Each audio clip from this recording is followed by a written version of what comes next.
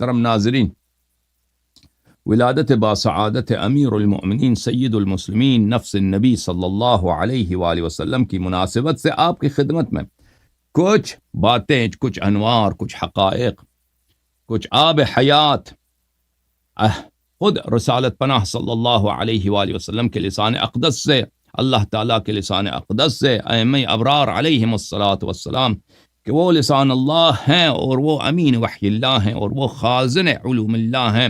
ان کے لسان اقدس سے آپ کی خدمت میں پیش کرتا ہوں۔ انشاءاللہ تبارک و تعالی امید کرتا ہوں کہ آپ کی ایمان میں اضافہ ہو اور آپ کو اللہ تعالیٰ نے جس نعمت ارزانی کی ہے، اللہ تعالیٰ نے جو آپ پہ احسان کیا ہے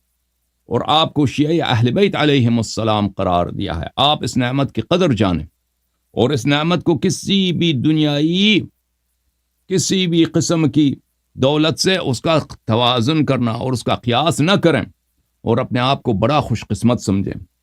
اور انشاءاللہ تبارک و تعالی اس عظیم سرمایے کو اور اس عظیم دولت کو، اور وہ ہے اہل بیت علیہم الصلاۃ والسلام کی ولایت،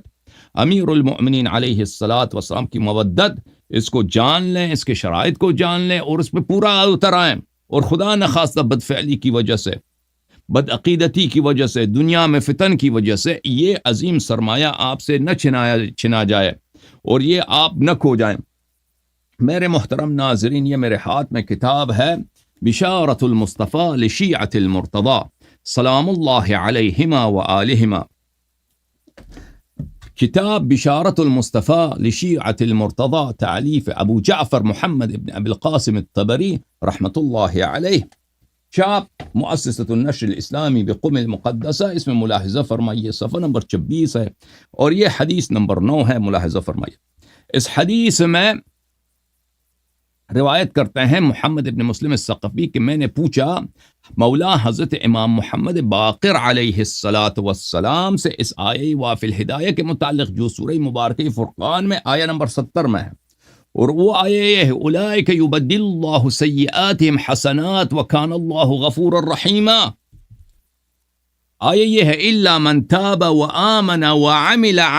عملا صالحا اولئک فاولئک یبدل اللہ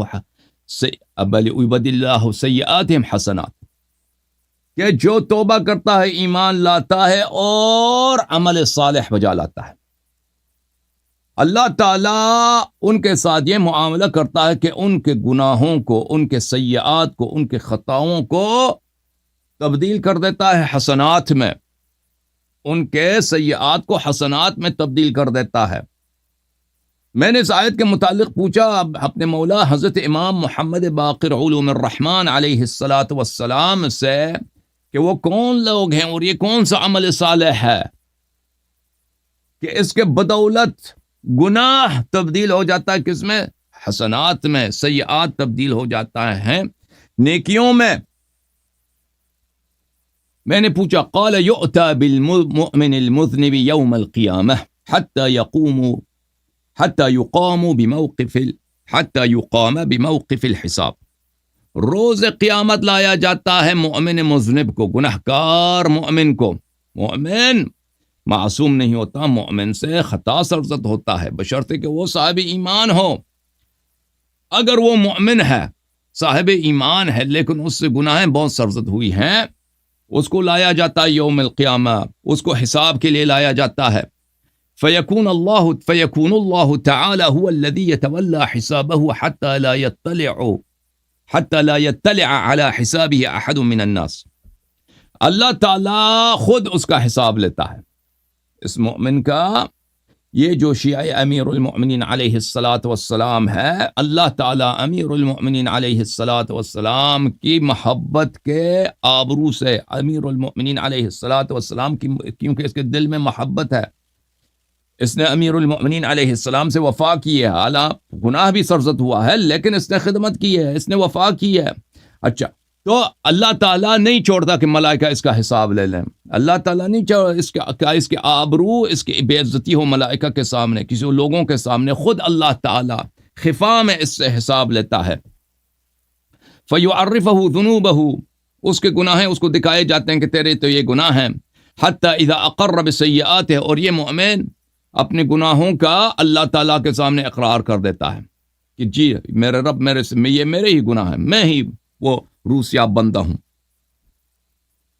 قال اللہ تعالی عز وجل للکتبہ بدلوا حسنات واظہروہ علی الناس، اللہ تعالیٰ حکم دیتا ہے ملائکہ کتبہ کو جن کا کام لکھنا ہوتا ہے کہ اے ملائکہ اس کے نام اعمال کو مٹا دو، اس کے نام اعمال میں جتنے گناہ ہیں ان سب کو محو کر دو اور ان کے جگہ کیا حسنات لکھ دو، اور پھر اس کے نام اعمال کو لوگوں کے سامنے دکھاؤ خلائق کو محشر میں۔ فیقول الناس سو حینئذ ما کان لهذا العبد سیئۃ واحدہ، جب لوگ اس کی طرف دیکھیں گے تو نام اعمال کو دیکھیں گے، وہ کہیں گے آپس میں کہ یہ کیسا کتنا پیارا بندہ ہے، کتنا صالح بندہ اللہ کا کہ اس کے نام اعمال میں تو ایک بھی گناہ نہیں ہے، ایک بھی خطا نہیں ہے۔ ثم یأمر اللہ به الى الجنہ فهذا تعویل الآیہ، پھر اللہ تعالیٰ اس کو حکم دیتا ہے کہ اس کو جنت لے کے جایا جائے، اور یہ اس آیت کا مطلب یہی ہے۔ سورہ فرقان آیہ نمبر 70 کا